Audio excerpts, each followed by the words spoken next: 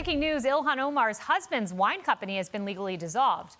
You are looking at the state of California certificate of cancellation for ESTCRU. That is the wine company owned in part by Tim Wynette, the Minnesota Congresswoman's spouse. Now, why would Wynette and his business partner dissolve their wine business, especially in light of this fact? The Wall Street Journal writing, quote, a 2025 email between Omar's husband and his accountant states that the venture capital management firm is valued at $7.9 million and the winery at $1.5 million. He owns roughly a third of both businesses, according to tax documents included with the lawyer's letter. But why was the winery valued so high in the first place? According to the New York Post, ESTCRU had all kinds of problems. By 2023, winemakers said they were not being paid, and investors sued.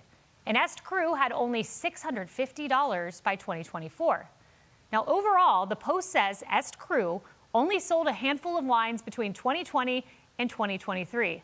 Now, look at this. Among the wines sold by Omar's husband was this beautifully labeled Malbec. You see a devious-looking woman. There's a red devil over her right shoulder. Interestingly, the Malbec is called, quote, the devil's lie. What a name. ESTCRU also sold a Cabernet Sauvignon called Blockchain, a red blend called Overt, described in reviews as flimsy and tart. But Omar's husband's wine venture appears to have come to an end. And a supposed end to, quote, the devil's lie Malbec comes just days after we learned that Ilhan Omar accidentally thought she was a multimillionaire. Funny how that happens. Remember this from last week? Omar amended her financial disclosure form, which once showed her husband's businesses valued between $6 million and $30 million, blaming an accounting error. And Omar now values his businesses between $18,000 and $95,000, a change that came after her finances came under investigation. But Tom Homan says, stay tuned.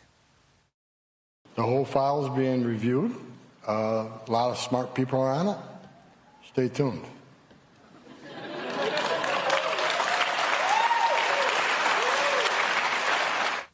Joining me now is Nick Sortor, who has been on the Hill. Nick, have you caught up with Ilhan Omar? Oh, she's doing a great job hiding, Kaylee. I mean, I have a lot of questions for her, especially, is this husband her brother husband, or is this a different husband that owned the quote-unquote winery? Haven't figured that one out quite yet. But, you know, there are people that have tried to go out to where this winery was located, and nothing was there. The people at the address didn't even know what we were talking about when we went out there. Because it never existed in that location, and it's awfully coincidental that only days after her accounting error of millions and millions of dollars, that this entity, this wine company, ends up being dissolved. And so there's a lot more questions than answers here. And it's almost like, where did that millions and millions of dollars, where did that go? Did it get loaded into suitcases and head off to Somalia? I guess we got to find out. Yeah, or an accounting error. She said she wasn't familiar with her husband's business. Who knows? I do know this. You're on the ground. You go to different states. You talk to voters a lot. And this Feeding Our Future scandal in Minnesota, the Minnesota legislature has given Ilhan Omar until May 5th to turn over documents because she put in place legislation that paved the way for some of this. I get the sense that voters really, really care about fraud, which is why we cover it so much on this show. Your thoughts, having been on the ground?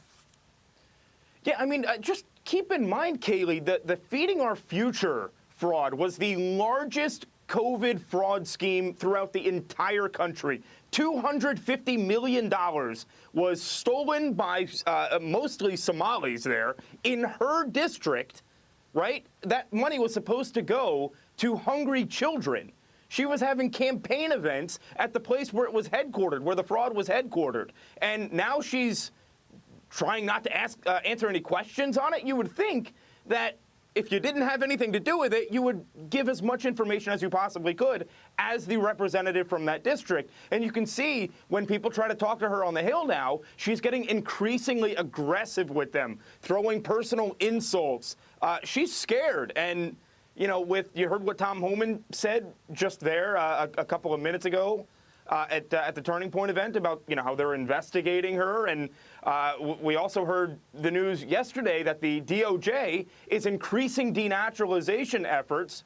So, I mean, she might be in hot water here. I'm just saying that much. And to Todd Blanche, I'll say this to you straight.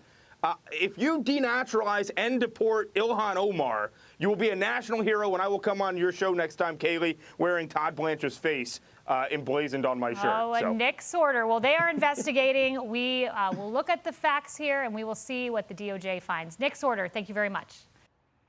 Be sure to like and subscribe for all the Fox News latest on YouTube and catch full shows streaming now on Fox One.